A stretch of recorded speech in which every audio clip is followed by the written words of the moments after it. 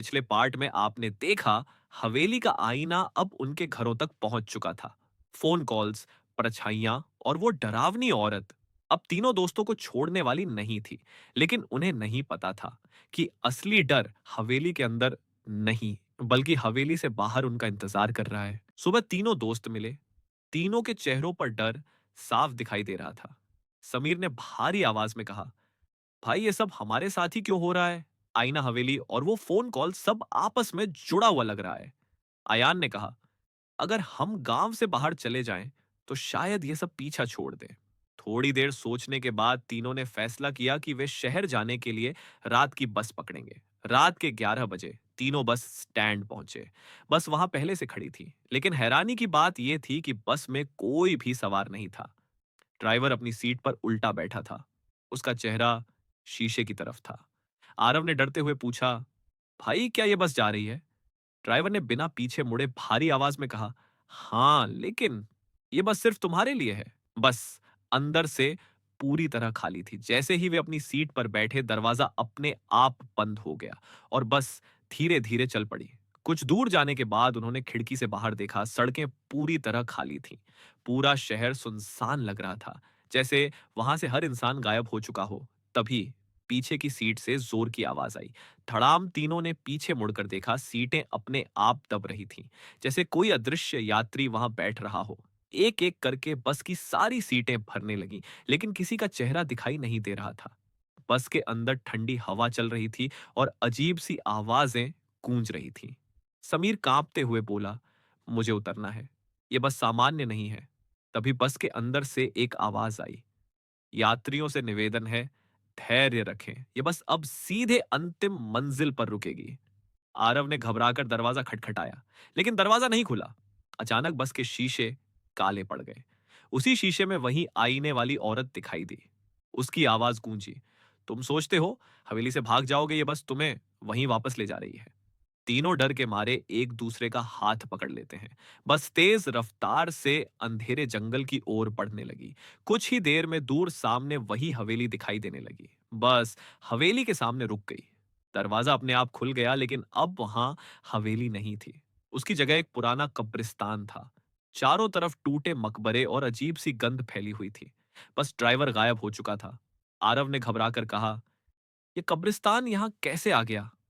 आयान ने धीमी आवाज में कहा, मुझे लग रहा है ये सब हमें यहीं लाने का खेल था।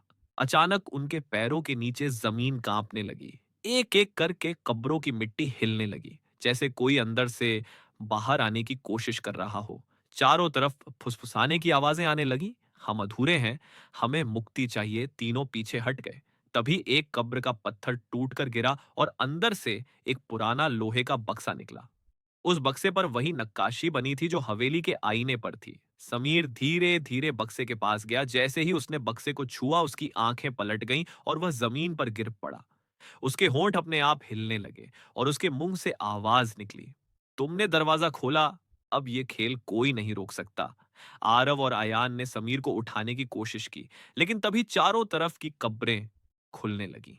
मिट्टी के अंदर से सफेद और धूसर हाथ बाहर आने लगे। धीरे धीरे कई परछाइयां निकलकर उनके चारों ओर घिरने लगीं। आयान चिल्लाया, ये सब क्यों हो रहा है? तुम्हें हमसे क्या चाहिए? चारों तरफ से आवाज गूंजी, जिसे तुम आईना समझ रहे थे, वह दरअसल एक द्वार है और उस द्वार की चाबी इसी कब्रिस्तान में दफन है। अचानक वह लोहे का बक्सा अपने आप खुल गया। उसके अंदर से एक चमकती काली चाबी बाहर आई, लेकिन उसी पल कब्रिस्तान की सारी परछाइयां उन पर टूट पड़ी। परछाइयां चिल्लाईं, इसे मत छुओ, ये श्राप है।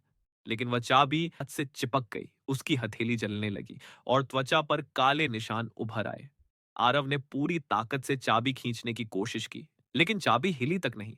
तभी समीर, जो जमीन पर गिरा था, अचानक खड़ा हो गया। अब उसकी आंखें लाल चमक रही थीं। वह अजीब आवाज में बोला, चाबी मेरे पास दे दो, वरना तुम सब यहीं दफन हो जाओगे। आरव और आयान समझ गए कि समीर अब वही नहीं रहा। आयान चिल्लाया, तू समीर नहीं है, बता तू कौन है? समीर की आवाज बदल गई और वह बोला, मैं उसी हवेली का रक्षक हूं। जो भी इस चाबी को छूता है, वह मेरी आत्मा का हिस्सा बन जाता है। अचानक आसमान गरजने लगा, बिजली चमकने लगी।